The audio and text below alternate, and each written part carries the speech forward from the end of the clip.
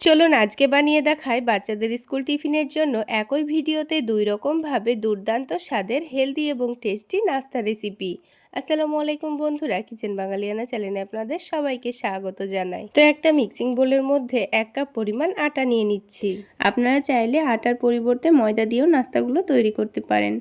এবার এখানে সামান্য পরিমাণ লবণ, চিনি, সামান্য পরিমাণ কালো জিরা দিয়েছি আর অল্প একটু ঘি দিয়ে দিচ্ছি। আপনারা চাইলে ঘিয়ের পরিবর্তে তেলও দিতে পারেন। এবার সব কিছু একসঙ্গে ভালোভাবে মিশিয়ে নেব। ঘিটার সঙ্গে আটাটাকে খুব ভালো করে মিশিয়ে নিচ্ছি। তো দেখুন খুব ভালো করে মিশিয়ে নেওয়া হয়ে গেছে।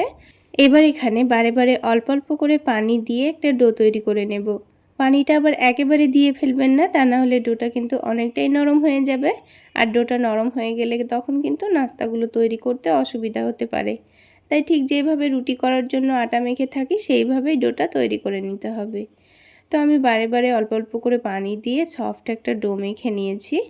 এবারে ডোটাকে আমি 10 মিনিটের মতো রেস্টে রেখে দেব। তাহলে ডোটা এখনকার থেকে কিন্তু অনেকটাই নরম হয়ে যাবে। এবার এটা 10 মিনিট রেস্টে থাকুক। ততক্ষণে নাস্তার ভেতরের একটা পুর তৈরি করে নেব। আর এই পুরটা দারুণ টেস্টি তৈরি করে নেওয়ার জন্য প্যানের মধ্যে 1 টেবিল চামচ পরিমাণ তেল দিয়ে দিচ্ছি। তেলটা যখন গরম হয়ে যাবে তখন একটা ডিম ভেঙে দিয়েছি, সামান্য পরিমাণ লবণ ছড়িয়ে দিচ্ছি। এবার এই ডিমটাকে কুচি করে ভেজে নেব।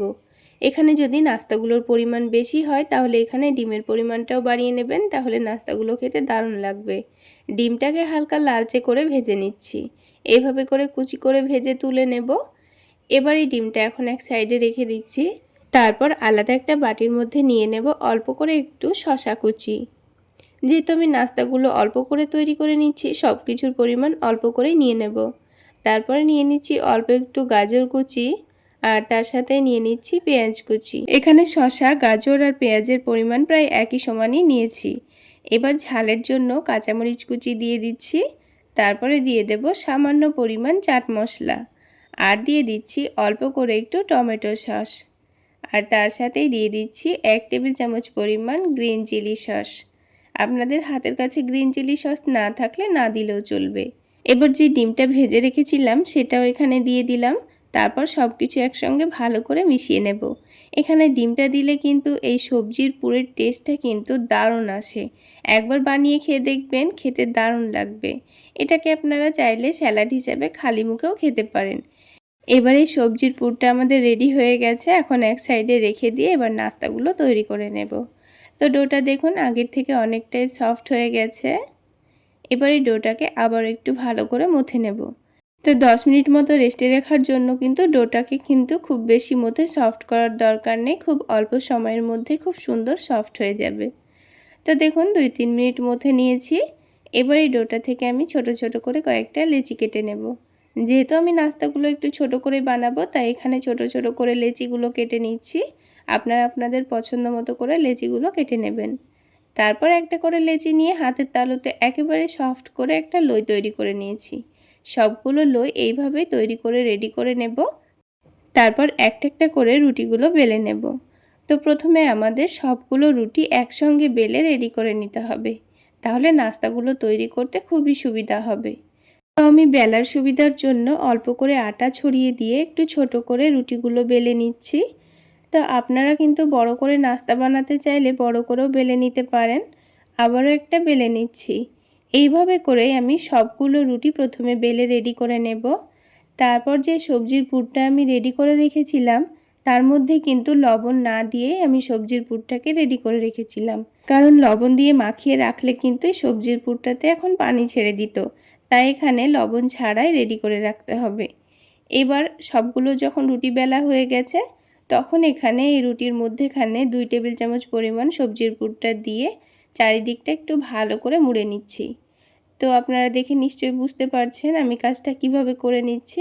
আপনারা আপনাদের সুবিধা মতো এখানে মুড়ে নেবেন। এবার হাত দিয়ে একটু ভালোভাবে চেপে দিলেই কিন্তু খুব সুন্দরভাবে সেট হয়ে যাবে। তো একটা নাস্তা আমাদের তৈরি করা হয়ে গেল। তো আমি আপনাদের বোঝার সুবিধার জন্য আরও একটি নাস্তা আপনাদের তৈরি করে দেখিয়ে দিচ্ছি। ঠিক একইভাবে সবজির পুরটা মধ্যেখানে দিয়ে চারিদিকটাকে নিজেদের সুবিধা মতো করে মুড়ে নেবেন। যদি ওপরের অংশটা চান কেটে বাদ দিয়েও দিতে পারেন। তো আমি একসঙ্গে খুব ভালো করে পাতলা করে মুড়ে দিয়েছি। ওপরের অংশটা খুব বেশি মোটা হয়ে গেলে কিন্তু ভাজার পরে খেতে খুব একটা ভালো লাগবে না, সেটা লক্ষ্য রেখে মুড়ে নিতে হবে। তো একটা একটা করে সবগুলো নাস্তা প্রথমে এইভাবে রেডি করে নিয়েছি। এবার আমি এগুলোকে ভেজে নেব। তো ভাজার জন্য আমি এখানে অল্প একটু তেল ব্যবহার করছি। আপনারা চাইলে সামান্য তেলে একটু উল্টে পাল্টে সেঁকেও নিতে পারেন, আবার অনেক তেলেও ভেজে খেতে পারেন। তো আপনাদের পছন্দ মতো এখানে কিন্তু নাস্তাগুলো ভেজে নিতে পারেন। আমি অল্প করে একটু তেল দিয়েই সবগুলো নাস্তা ভেজে নিচ্ছি। আপনারা চাইলে সামান্য তেলে একটু উল্টে পাল্টে সেঁকেও খেতে পারেন। তো দেখুন, নাস্তাগুলোর একদিকটা যখন হালকা লালচে হয়ে গেছে তখন আমি উল্টে দিয়েছি। অপর দিকটাও কিন্তু খুব সুন্দর কালার চলে এসছে। একটু সময় নিয়ে উল্টে পাল্টে একটু ক্রিস্পি করে ভেজে নেব, তাহলে খেতে ভালো লাগবে। তো নাস্তাগুলোর দুই দিকই কিন্তু খুব সুন্দর কালার চলে এসছে। এবার একটা একটা করে নাস্তাগুলোকে তেলটা ঝরিয়ে নিয়ে তুলে নেব। তাহলে বন্ধুরা, আজকের এই নাস্তা রেসিপি যদি আপনাদের ভালো লেগে থাকে তাহলে অবশ্যই একটা লাইক শেয়ার করে দেবেন। আর আমার এই সহজ রেসিপিগুলো যদি ইউটিউব চ্যানেল থেকে দেখে থাকেন চ্যানেলটি সাবস্ক্রাইব করে দেবেন, আর ফেসবুক পেজ থেকে দেখে থাকলে পেজটি ফলো করে দেবেন। তো দেখুন বন্ধুরা, একটা একটা করে আমি সবগুলো নাস্তাই তৈরি করে নিয়েছি। এবার একটা নাস্তা আমি আপনাদের ভেঙে এর ভেতরটা দেখিয়ে দিচ্ছি। এবার আমি আপনাদের আরও একটি অন্যরকমভাবে নাস্তা বানিয়ে দেখাবো। নাস্তাগুলো তৈরি করে নেওয়ার জন্য সবার প্রথমে একটা মিক্সিং বোলের মধ্যে 1 কাপ পরিমাণ নিয়ে নিচ্ছি আটা, আর তার সাথে হাফ কাপ পরিমাণ নিয়ে নিচ্ছি ময়দা। আপনারা চাইলে শুধুমাত্র আটা দিয়েও নাস্তাগুলো বানাতে পারেন কিংবা ময়দা দিয়েও বানাতে পারেন। তারপর এখানে দিয়ে দিয়েছি অল্প করে একটু লবণ আর চিনি। তার সাথেই 2 টেবিল চামচ দিয়ে দিচ্ছি সয়াবিন তেল। আপনারা চাইলে তেলের পরিবর্তে এখানে ঘিও ব্যবহার করতে পারেন। এবার সব কিছু একসঙ্গে ভালোভাবে মিশিয়ে নেব। সব কিছু মেশানো হয়ে গেলে অল্প অল্প করে পানি দিয়ে ডোটা মেখে নিতে হবে। ঠিক যেইভাবে আমরা রুটি করার জন্য আটা মেখে থাকি সেইভাবেই ডোটা মেখে নিতে হবে। খুব বেশি নরমও হবে না, আবার খুব বেশি শক্তও হবে না। তো কিছুক্ষণের মধ্যেই দেখুন ডোটা আমি খুব সুন্দর করে মেখে নিয়েছি। এবার ডোটাকে আমি 5 মিনিটের মতো রেস্টে রেখে দেব। আর অন্যদিকে প্যানের মধ্যে 2 টেবিল চামচ মতো দিয়ে দিচ্ছি সয়াবিন তেল। তেলের পরিবর্তে আপনারা চাইলে বাটার কিংবা ঘিও ব্যবহার করতে পারেন। তেলের মধ্যে অল্প একটু দিয়ে দেব পেঁয়াজ কুচি আর দিয়ে দেব কাঁচামরিচ কুচি। এবার এটাকে একটু নাড়াচাড়া করে লালচে করে ভেজে নেব। তো দেখুন, কিছুক্ষণের মধ্যেই পেঁয়াজটা কিন্তু হালকা লাল করে ভাজা হয়ে গেছে। এখন এর মধ্যে আমি 2টো ডিম দিয়ে দেব। যেহেতু আমি এখানে ডিমের পুর তৈরি করে নিচ্ছি, তো আমি এখানে 2টো ডিম ব্যবহার করেছি। আপনারা যদি নাস্তাগুলো বেশি করে বানাতে চান তাহলে ডিমের পরিমাণটাও বাড়িয়ে নিতে হবে। আর এই ডিমের পুরটা তৈরি করার জন্য আমি কিন্তু খুব বেশি মশলাও ব্যবহার করিনি। ডিমটা কাঁচা থাকা অবস্থায় স্বাদ মতো লবণটা দিয়েছি। তারপর এটাকে একটু ভালো করে কুচি করে নিয়েছি। এখন দিয়ে দিচ্ছি একটা সেদ্ধ করা আলু। আপনারা চাইলে আলুর পরিমাণটা কিন্তু বাড়িয়েও নিতে পারেন। তারপর দিয়ে দিচ্ছি স্বাদ মতো বিট লবণ। লবণের পরিমাণটা আমি অল্প দিয়েছিলাম, আর আলু দেওয়ার কারণে পরে আবার একটু করে বিট লবণ দিয়ে দিয়েছি। খুবই সামান্য দিয়েছি ভাজা জিরা গুঁড়ো, আর টেস্টটা একটু বাড়িয়ে নেওয়ার জন্য দিয়ে দিয়েছি চাট মশলা আর টমেটো সস। তারই সাথে সবশেষে দিয়ে দিয়েছি ধনেপাতা কুচি। এখন আর কিছু মশলা দেব না, সব কিছু একসঙ্গে ভালোভাবে মিশিয়ে নেব। তো দেখুন বন্ধুরা, খুবই অল্প সময়ের মধ্যে কিন্তু আমাদের ডিমের পুরটা রেডি হয়ে গেল। এটা খেতে যে এত মজার হয় একবার না বানালে আপনারা বুঝতেই পারবেন না। খুবই অল্প সময়ে হয়ে যায় আর খেতেও কিন্তু ভীষণ ভালো লাগে। তো দেখুন বন্ধুরা, খুব সুন্দর করে কিন্তু আমি পুরটা রেডি করে নিয়েছি। এখন এটাকে নামিয়ে নিচ্ছি। তো একটা বাটির মধ্যে নামিয়ে নিচ্ছি। নামিয়ে এটাকে ঠান্ডা করে নিতে হবে, তারপর নাস্তাগুলো তৈরি করে নেব। এবার এটাকে সাইডে রেখে দিচ্ছি। আর এদিকে ডোটাও কিন্তু রেস্টে রাখা 5 মিনিট মতো হয়ে গেছে। এখন ঢাকনাটা উঠিয়ে নিয়ে ডোটাকে আবারও একটু ভালোভাবে মেখে নেব। তাহলে ডোটা আগের থেকে অনেকটাই কিন্তু স্মুথ হয়ে যাবে। ডোটা ভালোভাবে মাখা হয়ে গেলে ডোটা থেকে আমি ছোট ছোট করে লেচি কেটে নেব। যত বড় করে নাস্তাগুলো বানাতে চাচ্ছেন সেই অনুযায়ী লেচিগুলো কেটে নিতে হবে। তো আমি যেহেতু নাস্তাগুলো ছোট ছোট করে বানাবো, তাই ছোট ছোট করে লেচি কেটে নিয়েছি। এবার নাস্তাগুলো বানানোর জন্য পাতলা করে রুটি বেলে নিতে হবে। যতটা পাতলা করে সম্ভব ততটা পাতলা করে বেলবেন, তাহলে নাস্তাগুলো কিন্তু খেতে ভীষণ ভালো লাগবে। অনেকটা ক্রিস্পিও হবে আর খেতেও ভীষণ ভালো লাগবে। তো আমি রুটিটাকে পাতলা করে বেলে নিয়েছি, আপনারা দেখে নিশ্চয়ই বুঝতে পারছেন। এবার রুটির চারিদিকে অল্প করে পানি লাগিয়ে দিতে হবে, তাহলে নাস্তাটা সেট করতে খুবই সুবিধা হবে। এবার যে আলু ডিমের পুরটা আমি রেডি করে রেখেছিলাম সেখান থেকে 1 থেকে 2 চামচ মতো পুর নিয়ে নেব, দিয়ে রুটির মধ্যের জায়গাটায় রেখে দিয়েছি। তারপর নিজেদের সুবিধা অনুযায়ী রুটিটাকে মুড়ে নিতে হবে।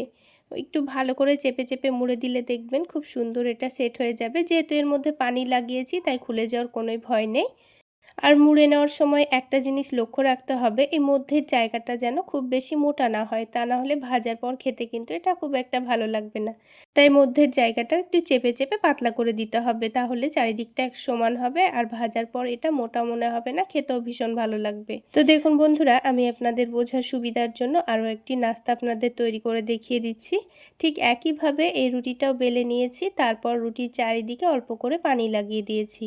এবার এখান থেকে 2 চামচ মতো আলু ডিমের মিশ্রণটা নিয়ে নিলাম, তারপর এটাকে চেপে চেপে বন্ধ করে দিতে হবে। তো দেখুন চারিদিকটা খুব সুন্দর করে ফোল্ড করে নেওয়ার পর মধ্যের জায়গাটা একটু পাতলা করে চেপে দিতে হবে।